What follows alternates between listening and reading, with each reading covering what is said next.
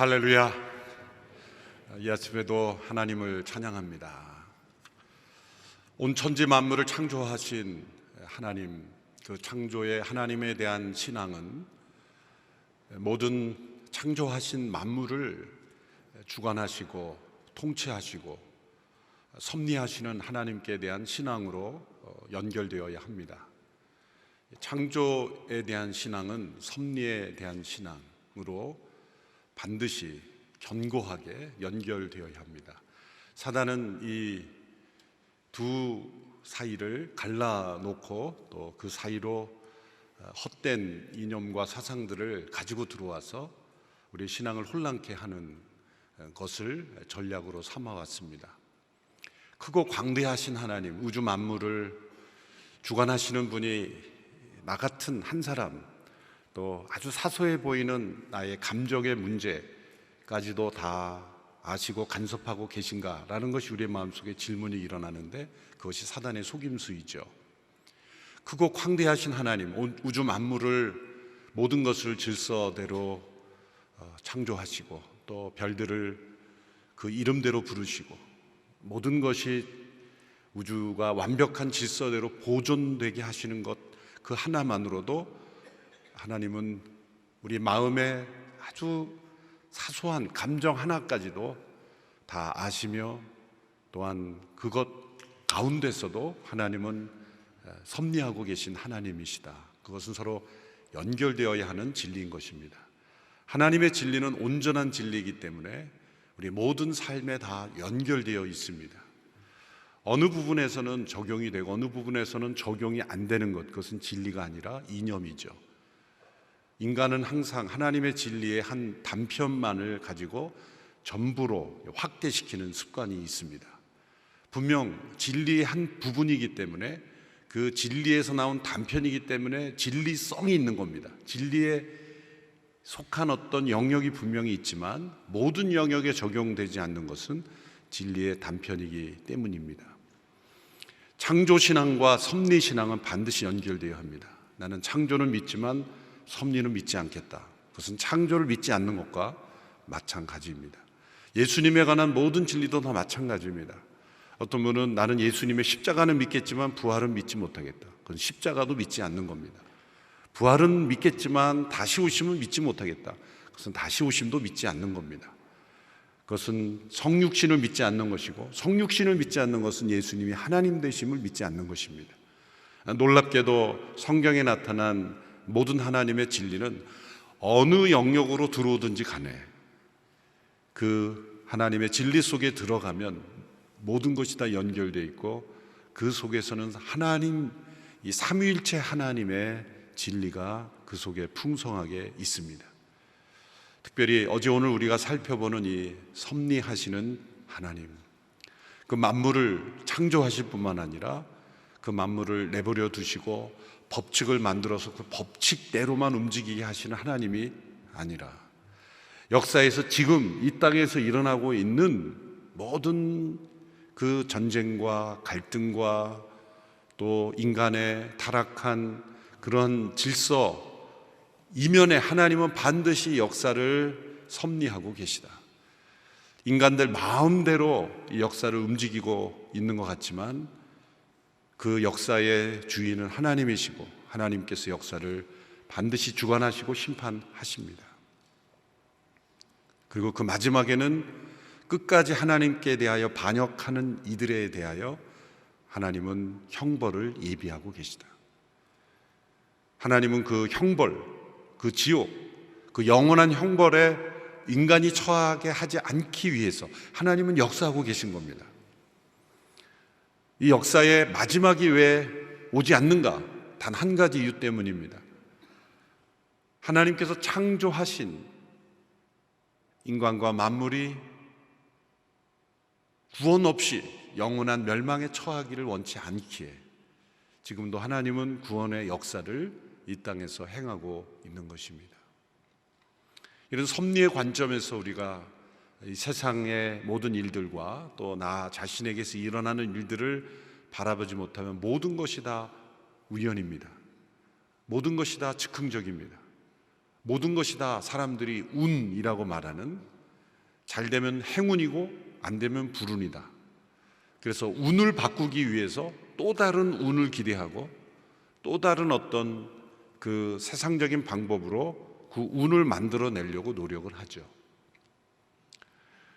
그러나 이 땅은 운으로 움직여지지 않습니다. 그 운이라는 게 뭡니까?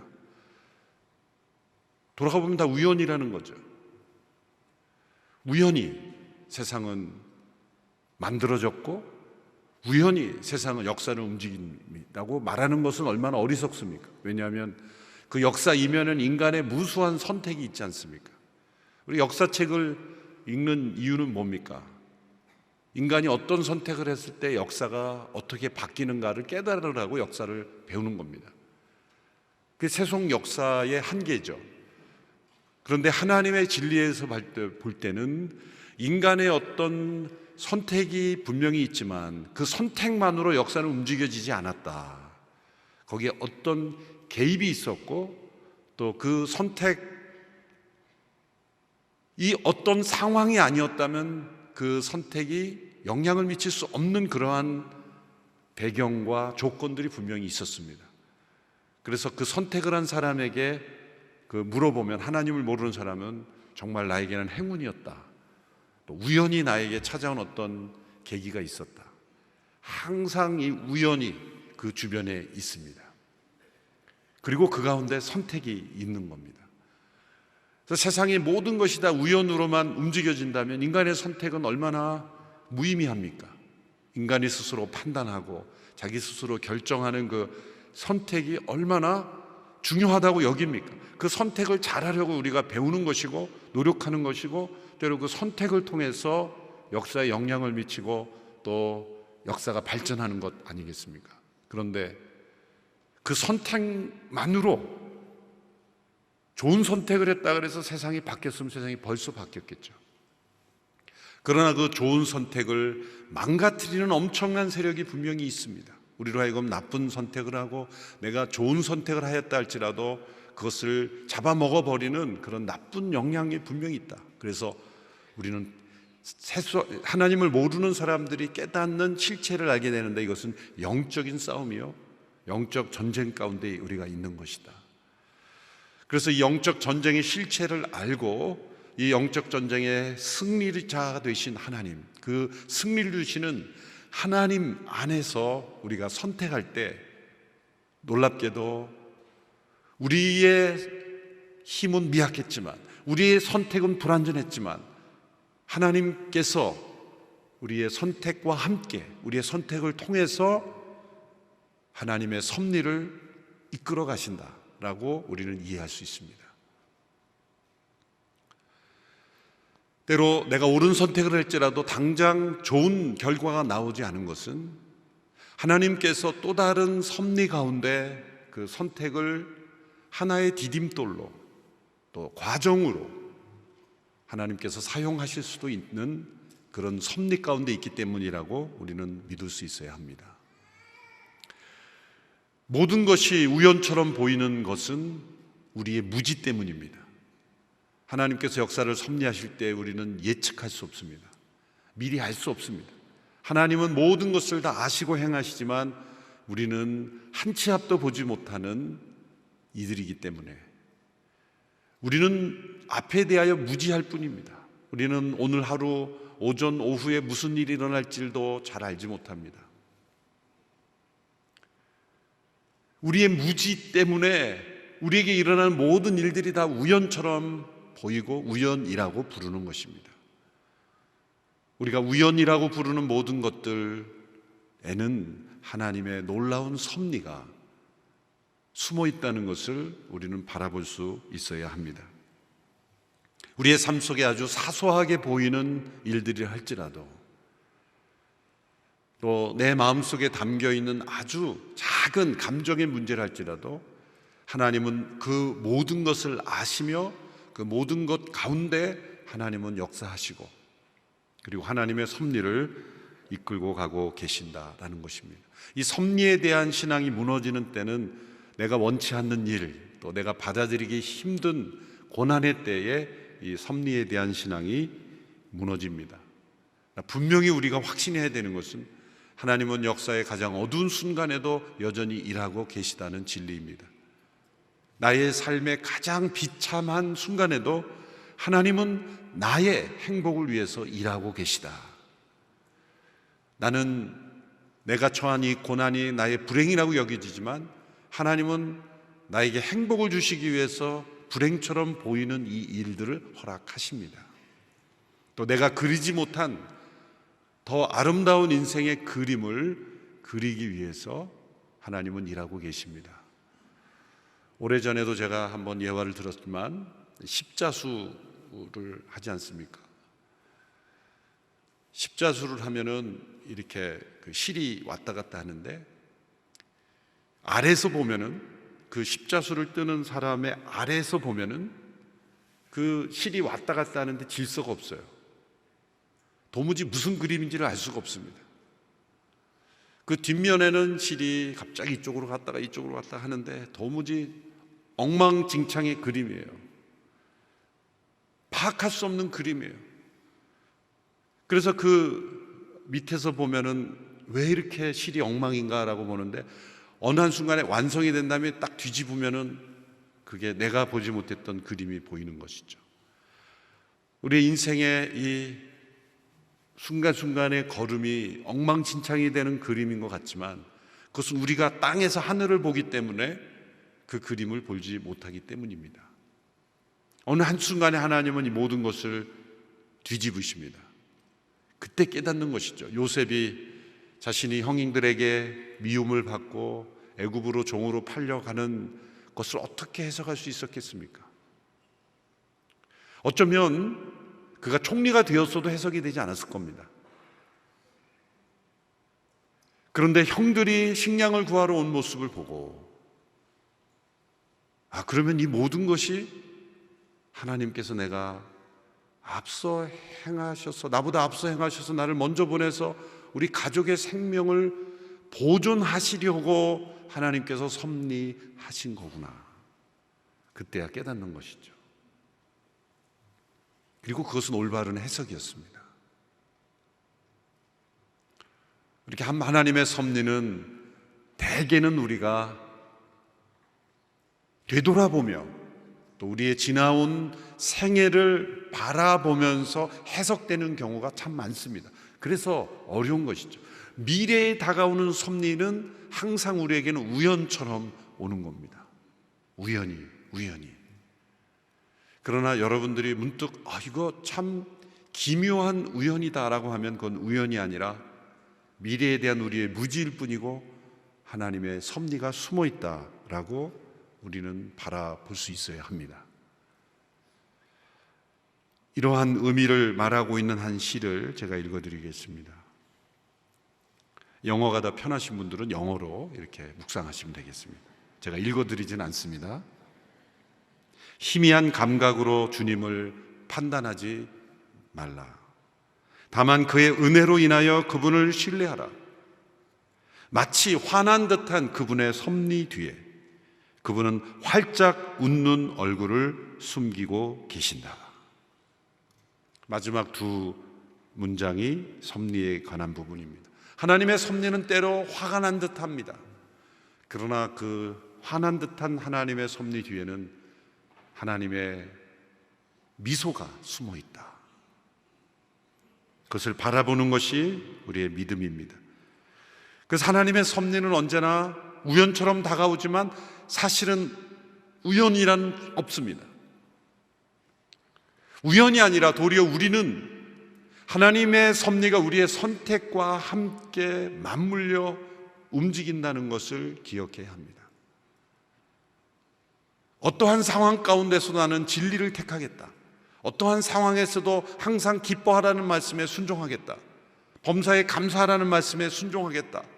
어떠한 상황에서도 온 마음 다해 하나님을 사랑하겠다. 다니엘이 사자굴에 던졌을 때 그리 아니하실지라도 하나님을 찬양하고 사랑하고 예배하겠다고 선택했던 것처럼 그런 올바른 선택을 끊임없이 할 때 놀랍게 하나님의 섭리는 우리에게 더 선명하게 나타나고 우리가 하나님의 뜻에 쓰임 받는, 그리고 모든 것이 합력하여 선을 이루는 일이 일어납니다. 로마서 8장 28절에는 조건이 있습니다. 모든 것이 합력하여 선을 이루는 하나님의 섭리는 언제나 누구에게 나타나는가? 하나님을 사랑하는 자, 곧 그 뜻대로 부르심을 입은 자들에게는, 이 앞에 부분을 우리는 깊이 묵상해야 합니다. 정말 하나님만 사랑하는 사람에게는 우연처럼 보이는 모든 일들이 다 하나님의 놀라운 섭리가 그 뒤에 숨어 있습니다. 놀랍게도 고통스러운 일들 속에서도 하나님은 미소 지으며 놀라운 섭리를 행하고 계시고 모든 것을 합력하여 선을 이루십니다. 대표적인 두 스토리가 구약에서 제가 오늘 본문으로 선택한 것이죠. 하나는 룻기와 하나는 에스더입니다. 룻기의 모든 이야기를 다 설명할 수는 없지만, 나오미라는 여인이 남편과 두 아들과 함께 더 잘 살아보기 위하여 모압으로 이민을 갔죠. 그곳에서 남편과 두 아들이 죽고 두 자부만 남았습니다. 한 자부는 다시 그 모압에 돌아가겠다고 하고, 그리고 룻이라는 자부만 시어머니 나오미와 함께 베들레헴으로 돌아오는 여정을 선택하는 겁니다. 그래서 이 룻기는 하나님의 선하신 섭리와 인간의 선한 선택에 맞물려가는 역사다, 이렇게 해석할 수 있습니다. 룻이 뭐라고 고백하며 어머니와 함께 옵니까? 어머니 하나님이 나의 하나님이 되리라. 어머니 하나님이 나의 하나님이 되리라.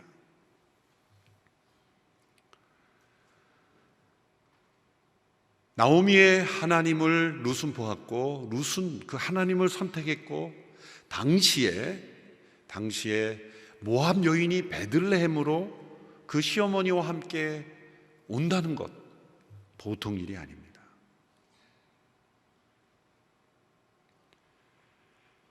같은 나라 민족끼리 또 사이 좋은 시어머니와 자부 관계도 같이 사는 것이 힘든 이 시대에, 사이 좋은 시어머니와 자부도 같이 사는 것이 힘든 이 시대에, 제가 뭐 틀린 말 하는 건 아니죠? 네. 그러나 이건 진리는 아닙니다. 그냥 보편적인 문화일 뿐이지. 이 모압 여인이, 이방 여인이 당시에 베들레헴이라는 그 당시에 타민족에 대한 배타가 심하고 배타성이 심하고 그런 그 문화 속으로 들어온다는 것은 보통 선택이 아니죠. 거기는 많은 요소들이 있었을 거예요. 시어머니에 대해 불쌍히 여기는 마음도 있었겠고 여러 가지가 있었지만, 가장 중요한 것은 어머니의 하나님이 나의 하나님이 되고 어머니의 백성이 나의 백성이 되겠다, 이 룻의 선택. 또 그 시어머니 나오미를 성실하게 돌보려는 룻의 선택. 그래서 이삭을 주우러 나가고 그 어머니를 그 보살피기 위하여 열심히 일을 하죠. 그 가운데서 이제 그 성실하게 일하는 룻을 보게 된 보아스가 그 룻을 주목하게 되죠.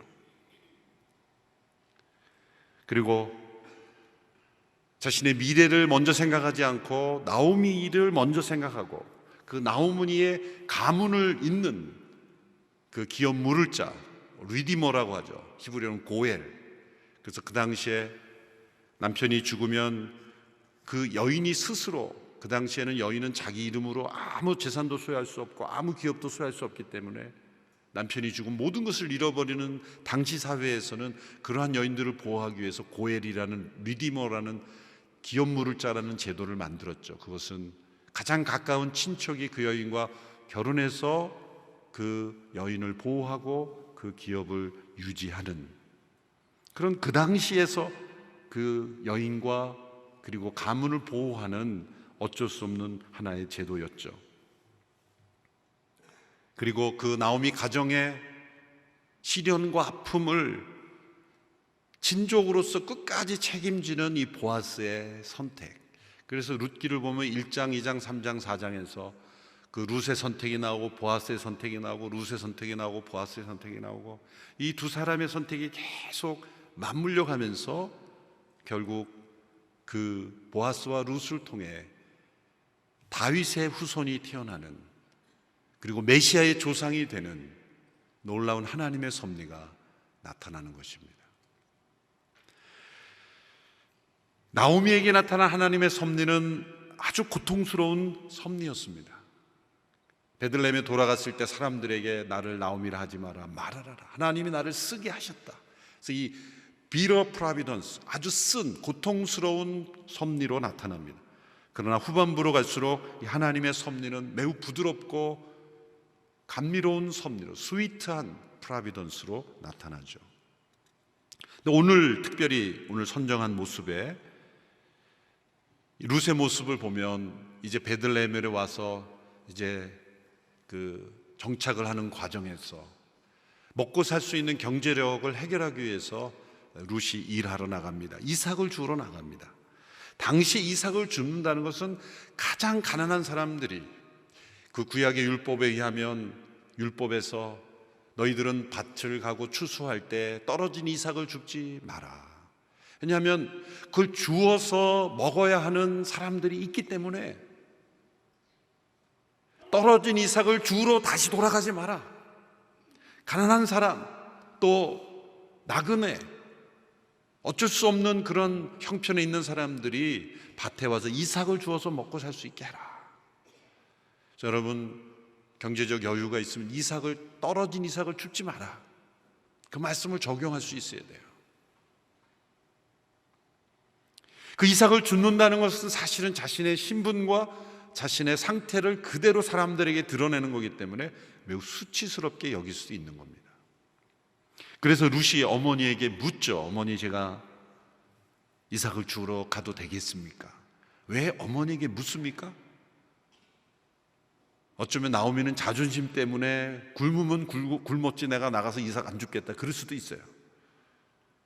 근데 만일 나오미가 먼저 룻에게 얘야 이삭 좀 주워와라 그러면은 분위기가 어떻겠습니까? 물론 룻은 착해서 안 그랬겠지만, 어머니 내가 이거 주우려고 베들레헴까지 온 줄 아십니까? 뭐 이렇게 분위기가 험악해지지 않겠습니까? 제 자존심을 생각해 보셨습니까? 내가 모압에서 와서 지금 말 한 통하는 여기 와서 하는 것도 힘든데 자꾸 이러시면 나 갑니다. 뭐 이렇게 분위기가 되지 않겠습니까? 시어머니는 너 이삭 주우라 그러고, 며느리는 안 간다 그러고, 어머니부터 주우라 그러고, 난 여기 지리도 모르고 어딘지도 모른다, 이삭 줍는 법도 모른다, 우리 모압에는 이삭 없다, 뭐 이렇게 막 이렇게 나가면 같이 못 사는 거죠 이제. 그런데 이 룻의 겸손하고 착한 모습 보세요. 어머니, 제가 이삭을 주워도 되겠습니까? 그리고 더 놀라운 것은 그 밭에서 일하는 종들에게도 묻습니다. 제가 이삭을 주워도 되겠습니까? 또 얼마나 부지런하고 성실하게 일하면 아침부터 저녁까지 잠시 쉬는 시간을 제외하고는 계속 일하고 있었습니다. 그래서 종들이 참 대단한 여인이다, 쉬는 시간 외에는 계속, 왜? 이삭을 줍는 것은 계속 줍는 게 아니에요. 그 추수 때 잠깐 떨어지고 오늘 내가 안 주면 다른 사람이 주워갈 수 있기 때문에 내가 줄 수 있는 만큼 오늘 최대한 주어야 되는 거예요. 이거는 만나가 아니기 때문에 썩지 않는 거예요. 최대한 많이 가져가야 되니까 쉬지 않고 일했던 겁니다. 근데 이 스토리에서 가장 중요한 포인트는 바로 이때 룻이 일하게 된 밭이 2장 1절에 나오는 나오미의 친족 보아스라는 사람의 밭이었다는 거죠. 이삭 주울 곳을 물어물어 찾아가다가 아마 동네 사람들에게 어디 가면 이삭을 줄 수 있습니까? 어디 가면 이삭을 많이 줄 수 있습니까? 라고 했는데 사람들이 저기 가보라고 했는데 가본 거예요. 보아스의 밭이라는 걸 찾아서 간 게 아닙니다. 어떤 음모를 가지고 내가 보아스라는 사람을 내가 유인해야 되겠다, 그렇게 간 게 아닙니다. 성실하게 그냥 찾아갔는데 우연히도, 오늘 본문에도 나오죠, 우연히도, 그러나 그것은 우연이라고 표현됐을 뿐이지 우연이 아닙니다. 그렇게 모압에서 베들레헴으로 이주하는 선택을 하고 또 시어머니를 봉양하기 위해 성실하게 선택을 한 이 나오미가 우연히 만난 밭이 보아스의 밭이었다. 근데 또 하나의 우연이 나오죠. 그것은 룻이 그날따라 농장에 나왔다는 거예요. 보아스가. 네. 새벽에는 가끔 이게 혼동이 됩니다. 잠이 안 깨서. 근데 감사한 건 같이 혼동을 하니까 별로 문제가 안 생겨요. 보아스가 그날따라 자기 밭에 나왔다는 거예요. 물론 항상 나왔는지 가끔 나오는지 모르겠지만 사실 모든 밭에 다 나왔을 리가 없습니다. 그날따라 나왔어요. 그리고 룻이 눈에 띈 겁니다. 우리 노사연 집사님의 노래처럼 우리의 만남은 우연이 아니야. 천국에서 아마 보아스와 룻은 그런 노래를 부르고 있습니다. 천국에서 보아스와 룻이 노래하라 그러면 우리의 만남은 우연이 아니야. 그 노래를 아마 부를 거라고 생각합니다. 두 우연처럼 보이지만 그것은 우연이 아니었습니다. 성실하게 종들을 보살피고 보아스가 종들에 대한 태도를 보면 얼마나 관대하고 친절하고 그 종들이 식사를 하는 동안에 먹을 것도 다 챙겨주죠. 그런데 눈에 띈 이 룻에게 조금 더 관심을 기울여 주는 것이죠. 그러나 그 정도였습니다. 그때 더 이상의 어떤 생각을 하진 않았죠. 그러나 이 모든 우연이, 사람들이 우연이라고 말하는 그 순간이 너무나 정확한 때인 것처럼 여러분이 하나님의 무수한 섭리들이 1분 1초까지 정확한 때에 우리는 우연이라 말하면 바로 그때, 어쩌면 보아스가 잠시 방문했을 때 룻이 화장실에 갔으면 못 봤을 것이고, 이 모든 그 때가 정확하게 조금이라도 빨리 이루어지지 않고 조금이라도 늦게 일어나지 않고 정확한 때에 일어나는 것은 하나님이 그 때와 장소까지 다 섭리하시는 하나님이시기 때문입니다. 그러나 그 이면에는 이 두 사람의 성실한 선택이 맞물려 가고 있는 것입니다. 하나님의 섭리는 자신의 일을 게을리하고 하나님의 말씀 밖에서, 하나님의 진리 밖에서 아무렇게나 사는 사람에게는 잘 뚜렷이 보이지 않습니다. 섭리가 없는 게 아니라 그 섭리의 역사가 잘 보이지 않는 거죠. 하나님은 그들의 삶 속에도 섭리하고 계시지만 역사 속에 어떠한 스토리로 사람들에게 하나님의 살아계심을 나타내는 스토리로 만들어지지 않는 까닭은 하나님의 진리 가운데 있지 않기 때문입니다. 그러나 하나님의 진리 안에서 성실과 정직과 신실함으로 선택하는 사람들에게는 우연처럼 보이는 모든 일들이 하나님의 역사에 쓰임받는 일로 나타나게 되는 것입니다. 우연이란 없습니다. 우리의 무지일 뿐입니다. 그러나 우리가 성실과 정직으로 선택해 갈 때, 하나님의 진리를 선택해 갈 때, 궁극적인 하나님의 뜻은 잘 모릅니다. 그러나 오늘 내가 처한 이 상황에서 하나님의 진리를 선택할 때 놀랍게 나의 선택은 하나님의 섭리에 맞물려 가는, 그리고 하나님의 역사가 나의 삶을 통해 나타나는 것을 체험하게 된다는 것입니다. 그러므로 우리는 우연을 탓해서는 안 됩니다. 또 우연을 기대해서도 안 됩니다. 우리는 운의 운명을 거는 인생이 아닙니다. 하나님의 섭리에 우리의 인생을 거는 사람이 되어야 합니다. 우연을 기대하지 말고 성실을 선택할 때 하나님의 섭리가 우리의 삶을 통해 나타나는 것입니다. 또 하나님의 섭리는 열려져 있다고 믿어야 합니다. 오늘 나에게는 불행스러운 일이지만 내가 하나님의 진리 가운데 선택을 멈추지 않을 때, 또 내가 손해보는 길 같고 또 내가 뒤처지는 것 같지만 그러나 믿음으로 하나님의 진리를 선택할 때 하나님의 섭리는 놀랍게 역전되는 일이 일어나는 것입니다. 하나님의 길을 선택하는 사람은 반드시 하나님은 역전시킵니다. 그 역전의 위대한 드라마가 에스더서 아니겠습니까? 이스라엘 백성들이 진멸당할 위기에 처해 있었을 그때에 하나님께서 에스더와 모르드게를 통해서 그 유대 민족을 구원하셨습니다. 그 구원하시는 하나님의 놀라운 섭리에 쓰임받았던 이 에스더와 이 모르드게 두 사람의 선택이 하나님의 섭리에 쓰임을 받은 겁니다. 에스더는 죽으면 죽으리다라고 하는 그 선택이 있었고, 자기 자신의 안위와 자기 자신의 어떠한 안전과 안락을 추구하지 않고 자기의 생명을 내던지는 그런 헌신, 그 선택을 하나님은 사용하셨고, 또 모르드게를 통해서 어떻게 하나님이 섭리하셨는가가 오늘 본문에 나오는 것입니다. 에스더 6장을 보면 그 에스더에서 나타난 이 하나님의 섭리가 역전으로 변화되는 그 놀라운 순간이 나타납니다. 우연처럼 보입니다. 에스더서 6장 1절에서 3절의 말씀을 보십시오. 자막을 통해 함께 읽어보겠습니다. 에스더서 6장 1절에 3절 시작. 그날 밤 왕은 도무지 잠이 오지 않았습니다. 그래서 역대기 곧 자신의 통치 기록을 가져와 읽게 했습니다. 그런데 거기 문을 지키던 왕의 두 신하 빅다나와 데레스가 아수에로 왕을 암살하려던 음모를 모르드게가 폭로했다는 대목이 있었습니다. 이 왕이 물었습니다. 이 일로 모르드게가 어떤 영예와 지위를 받았느냐? 왕을 섬기는 젊은이들이 말했습니다. 그를 위해 시행된 것은 아무도 없었습니다. 그날 밤 왕이 도무지 잠이 오지 않았습니다.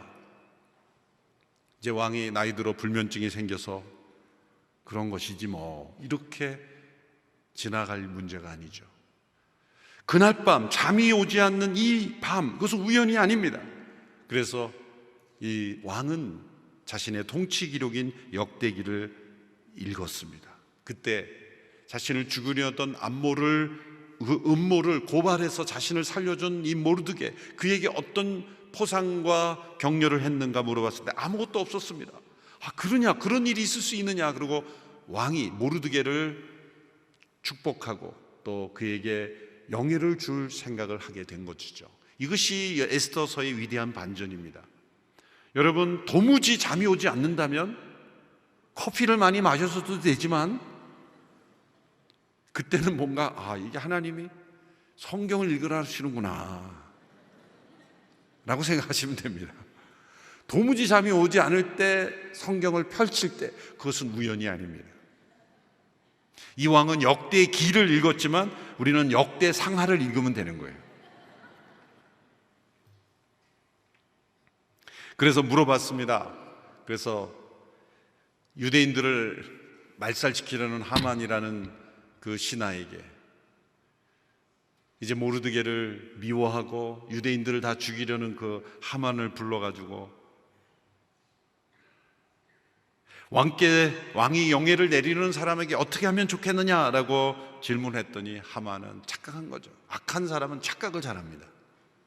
오해도 잘하고 착각도 잘하고 편견도 많고, 하여튼 악을 행하기를 즐기는 사람은 오해, 편견, 고집, 아집, 질투, 온갖 그 악에 붙어있는 기생충들이 다 붙어요. 그러니까 하만을 보세요. 착각하는 거예요.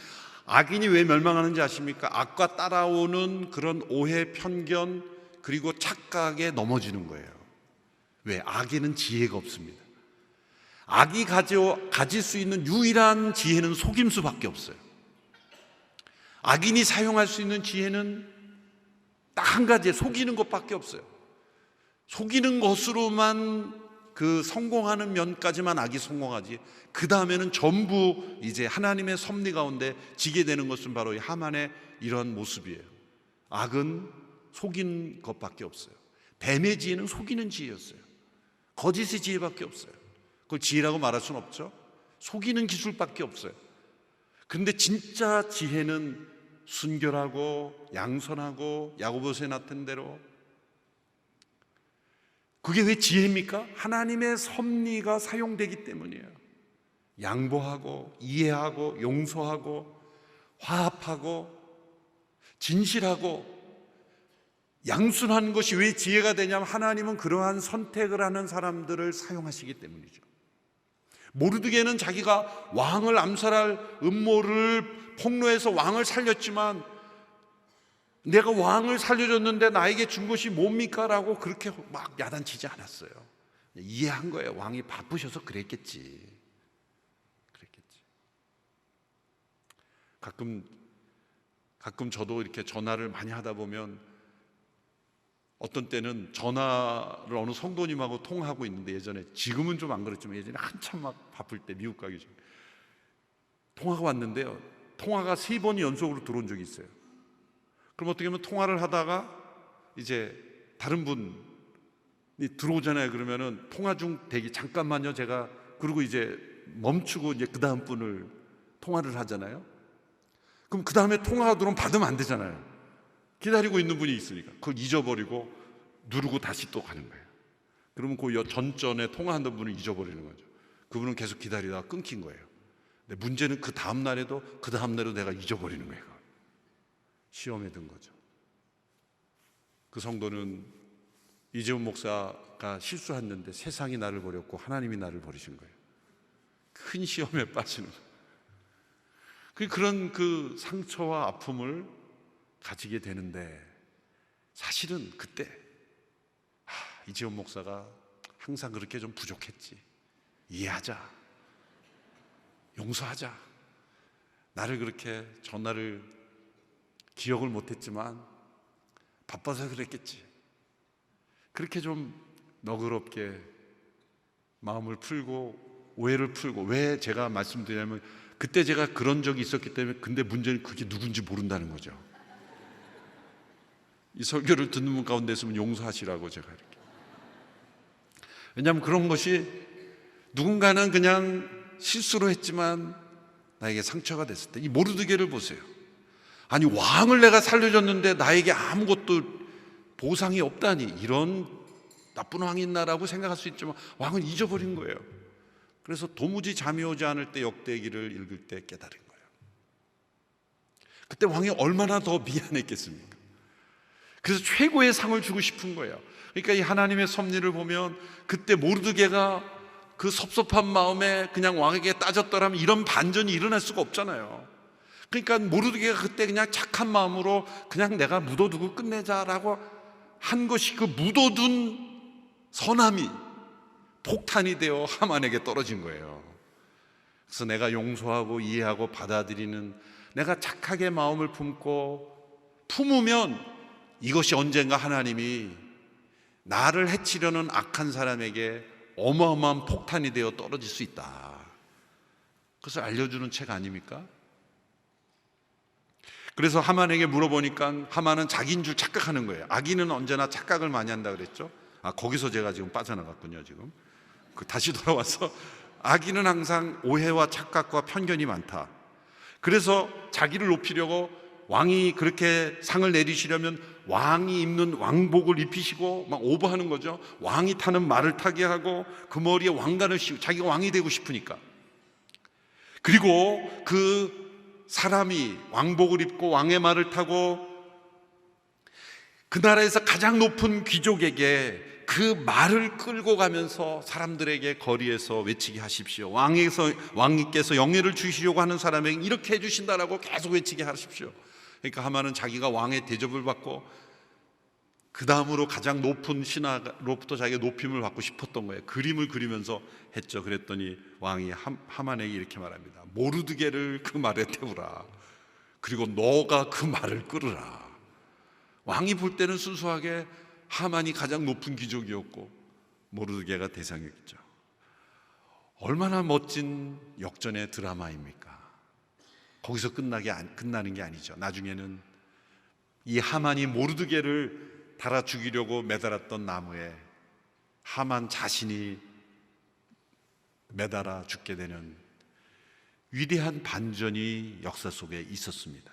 이것이 모든 것이 우연처럼 보이지만 우연이 아니었고, 또 이 하나님의 섭리는 이 모르드게의 우직한 선택, 성실하고 진실하고 선하고, 그리고 에스더의 충성스러운 선택, 그 하나님의 지혜 속에 선택하는 선택을 꾸준히 했을 때 놀랍게도 한순간에 역사의 반전이 일어나게 되는 것입니다. 그래서 악을 선으로 갚으라는 것이죠. 왜? 악을 악으로 갚으면 악한 자와 함께 망해버리기 때문이에요. 그런데 악을 선으로 갚으면 당장은 갚아지지 않습니다. 악한 사람과 선한 사람이 싸워가지고 선한 사람이 이길 수가 없어요. 그렇지만 지금은 선한 사람이 지는 것 같지만 문제는 섭리하시는, 역사에 섭리하신 하나님이 그 선한 사람의 선을 하나님이 폭탄을 만들어서 악에게 부순다는 거예요.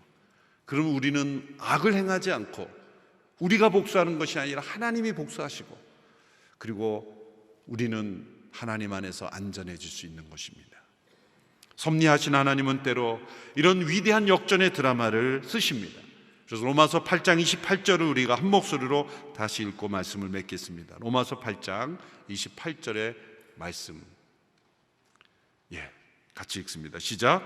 우리는 하나님을 사랑하는 사람들, 곧 그분의 뜻을 따라 부르심을 받은 사람들에게는 모든 것이 합력해 선을 이루는 줄 압니다. 하나님의 섭리에 대한 믿음, 그래서 온 마음 다해 하나님만 사랑하라고 명령하신 겁니다. 사랑할 수 없는 것 같은데 온 마음 다해 하나님 사랑하면 하나님의 섭리가 나의 이 하나님께 대한 사랑과 충성을, 이 순종을 하나님의 무기로 사용하실 때가 있다. 그래서 어떠한 상황에도 온 마음 다해 하나님만 사랑하는 것이 우리의 최고의 전략이고 최고의 승리의 인생의 비결이고 하나님의 섭리에 사용되는 인생의 비결입니다. 온 마음 다해 하나님 사랑함으로 하나님의 섭리에 쓰임받는 위대한 인생 되기를 축원합니다. 하나님께서 사용하시는 선한 축복의 인생 되기를 축원합니다. 기도하겠습니다. 합심하여 함께 기도합니다. 룻기와 에스더서를 통해 하나님의 놀라운 섭리가 우리 가운데 함께 하심을 믿고, 룻기와 에스더의 모든 상황이 지금과 역사적 상황은 다를지라도 원리는 동일하기에 오늘 이 시대에 선한 선택을 하는 저희들이 되게 하옵소서. 사랑을 선택해 하여 주시옵소서. 진실을 선택해 하여 주시고 성실을 선택해 하여 주시옵소서. 악을 선으로 대하는 저희들 되게 하여 주시옵소서. 합심하여 함께 기도하며 나아가겠습니다. 살아계신 하나님, 역사를 섭리하시고 주관하시는 하나님, 오늘 우리의 삶 가운데 이해할 수 없는 모든 고난과 시련, 아픔과 상처와 이해할 수 없는 모든 형편 상황 가운데 때로 하나님의 섭리를 이해하지 못하고 받아들이지 못하고 깨닫지 못하고 우연을 기대하고 운을 기대하는 어리석은 인생이 되지 않게 하옵소서. 우리가 이 시간, 이 순간, 내가 어렵고 힘든 순간일지라도 오직 하나님만을 사랑하는 선택을 하게 하옵소서. 하나님의 진리에 합당한 선택을 하게 하옵소서. 악을 꾀하지 아니하고 선한 지혜로 선택함으로 하나님의 섭리를 받아들이며 하나님의 섭리를 믿고 기대하는 저희들이 될 수 있게 주님 역사해 주시기를 간절히 원합니다. 살아계신 하나님 아버지, 하나님의 섭리를 믿습니다. 모든 것이 합력하여 선을 이루실 하나님을 찬양합니다. 때로 우리의 삶 속에 고통스러운 일들, 하나님이 과연 나를 사랑하시는가 의심이 생길 수 있는 그런 아픔들, 내가 해결할 수 없는 문제들 가운데 선하신 하나님의 섭리를 오해할 때가 많았습니다. 주여, 이제 하나님을 결코 의심치 않겠습니다. 나를 향한 하나님의 선하신 섭리하심을 믿고 때로 악에 의하여 공격당할지라도 하나님의 선하심을 믿고 승리하게 하여 주시옵소서. 내가 풀 수 없는 인생의 문제를 하나님께 맡겨드리고 오직 하나님만 사랑하는 믿음으로 선택해가는 저희들이 되게 하여 주시고, 우리의 모든 성실한 선택이 하나님의 섭리의 도구가 되며 십자가의 진리로 역전시키시는 하나님의 놀라운 드라마를 우리가 함께 볼 수 있게 되기를 원합니다. 하나님, 이 새벽에 나와 기도하는 모든 성도들을 축복하시고 작은 예수 40일 새벽 기도회를 통해 전능자의 그늘 아래 머물기 원하는 모든 성도들의 기도를 받으시며 이들의 삶 가운데 하나님의 선하신 섭리가 분명하게 나타날 수 있도록 축복하여 주시옵소서. 예수님의 이름으로 기도합니다. 아멘.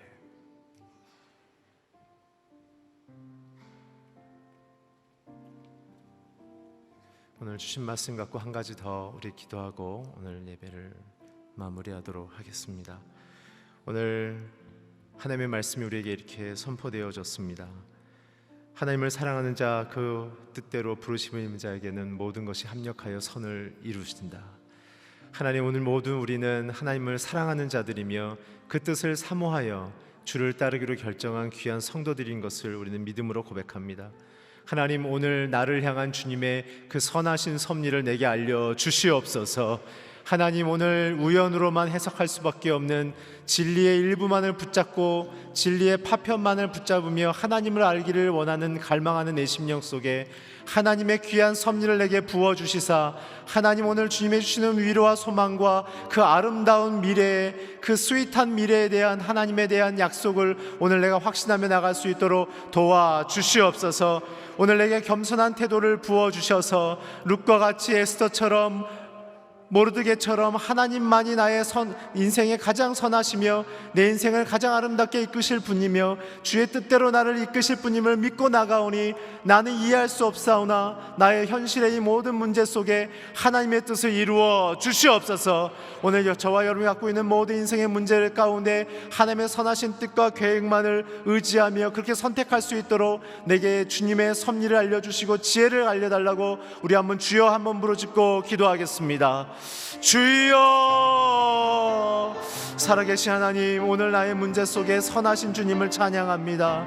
내 인생의 고난 속에서라도, 죽음과 같은 고통 속에 있는 나의 문제 속에서도 하나님의 놀라운 선하심은 쉬지 않고 일하고 계시며, 어둠과 한람과 죽음과 같은 답답함 속에 있는 나의 문제 속에서도 주님은 멈추지 않고 내 인생을 주의 진리의 길로 인도하심을 믿고 고백하며 나가오니, 하나님, 오늘 주의 선하신 그 섭리와 그 계획과 통치하심을 내가 믿음으로 나아가며 선택하며 나아갈 때 주님과 함께 동행하게 하여 주시고, 내 인생에 대한 주님의 선하신 약속을 하나님 날마다 믿음으로 굳건히 붙잡고 나아갈 때 오늘 모든 어둠과 어려움과 하나님 고통과 문제와 환난과 질병과 염려와 두려움 속에서 하나님의 승리를 선포하며 나갈 수 있게 도와주시옵소서. 사람을 두려워하지 않게 하여 주시고 환경을 두려워하지 않게 하시며 오직 모든 상황과 환경을 통치하시며 다스리시는 선하신 주님만을 의지하며 나아갈 때 하나님 주의 높고 위대하시며 놀라우신 뜻만을 내가 찬미하며 나갈 수 있도록 도와주시옵소서.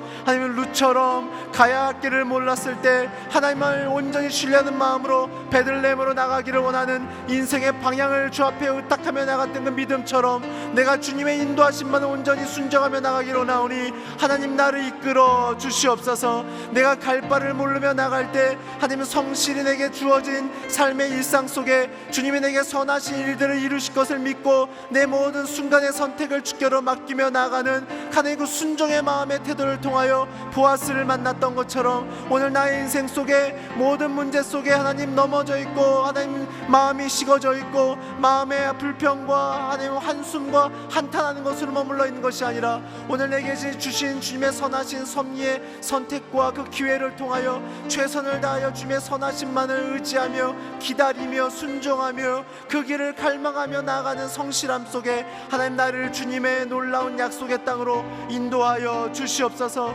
에스더를 통하여 모르드게에게 하나님의 놀라운 계획과 순종하심을 하나님의 약속으로 역전의 드라마로 보여주신 것처럼 하나님 오늘 악함이 나를 덮치며 악행이 나를 하나님 누르며 괴롭힌다 할지라도 주님만의 그 놀라운 역전의 드라마를 꿈꾸며 나가는 우리의 심령 속에 하나님 주의 거룩하고 선하신 섭리를 온전히 의지하며 나갈 수 있도록 붙잡아 주시옵소서. 우리 마지막 한 번 더 기도할 때 오늘 가정을 위한 기도입니다. 믿지 않는 가족을 위하여 기도하는 모든 성도님들의 기도 속에 하나님의 거룩한 섭리가 임하여서 믿지 않는 내 남편이, 내 아내가, 나의 자녀들이, 나의 부모님들이 주께로 돌아온 역사가 일어나게 하여 주시옵소서. 부부의 관계 속에 어려움에 있는 모든 자들, 질병으로 고통하는 자들, 경제적으로 어려운 자들, 이 모든 것들이 오늘 담임 목사님의 말씀 가운데 선포된 내용처럼 하나님 주의 거룩하고 선하신 섭리로 역전의 드라마로 바뀌는 놀라운 역사가 일어나게 하여 주시옵소서. 하나님 오늘 내 가정을 향한 주의 거룩한 섭리가 아름답게 성취되기를 선포하며 나가오니 주님 역사하여 주시옵소서. 우리 주여 한번 부르짖고 기도하시겠습니다. 주여 하나님 주의 거룩한 섭리가 나의 가정을 변화시켜 주시고 회복시켜 주시사 하나님 주의 거룩한 예배의 가정이 되게 하여 주시고 하나님 놀라운 주의 역전의 드라마가 구원의 선포가 하나님의 생명의 섭리가 하나님 주의 거룩하고 선을 베푸시는 하나님의 놀라운 이끄심이 하나님 악을 선으로 이기는 놀라운 가정의 승리가 일어날 수 있도록 하나님 우리의 가정 가운데 주의 거룩한 역사가 일어나게 하여 주시옵소서. 모든 기도 제목 위에 하나님 모든 가정을 향한 간절함의 그 기도 가운데 선하신 주의 뜻을 베푸소서. 선하신 주의 역사를 이끌어 주셔서 선하신 주의 계획을 우리에게 알려주셔서 담대하며 하나님 주님만을 의지하며 나갈 수 있도록 주의 역사하심만을 고백하며 선포할 수 있도록 이 하나님 임하여 주시옵소서. 오늘 주의 우연이 아닌 섭리의 역사가 오늘 선포되어 싸우니 오늘 주신 말씀을 붙들고 나가는 모든 가정마다 하나님 주의 선하심을 맛보며 승리를 맛보며 하나님 놀라운 주의 능력을 맛볼 수 있도록 도와주시옵소서. 하나님 오늘 주의 귀하신 말씀을 듣게 해주심을 감사합니다.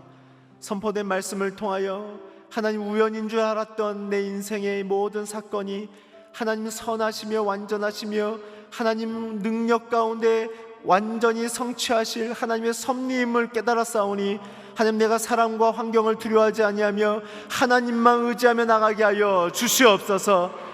주를 사랑하는 마음을 부어주셨으며 주의 뜻을 의지하는 마음을 부어주셨사오니 하나님 룻과 같이 에스더처럼 모든 상황과 환경 속에서 하나님만을 예비하며 선하신 주님만을 의지하며 나아갈 때 주어진 환경 가운데 내 모든 힘과 능력을 다하여 하나님을 사랑하며 주님의 선하심을 의지하며 성실히 살아가 주님의 그 뜻을 이루어드리는 아름다운 주님의 통로가 될 수 있도록 나와 나의 가정을 하나님 붙들어 주시옵소서. 지금 우리 주 예수 그리스도의 은혜와 하나님의 놀라운 사랑하심과 성령님의 인도하시고 이끄심과 교통하심이 오늘 룻과 에스더처럼 하나님의 섭리만을 의지하며 주어진 환경 속에서 주의 오심의 그 귀한 뜻을 온전히 이루기를 원하는 성실한 마음을 갖고 하나님이 주시는 놀라운 선하심의 역전의 드라마를 꿈꾸며 나가는 귀한 성도님들의 삶과 가정과 이 나라와 이 민족과 모든 교회와 흩어져서 복음을 전하시는 선교사님들의 사역과 가정 위에 지금부터 영원히 함께 하시기를 간절히 축원하옵나이다. 아멘.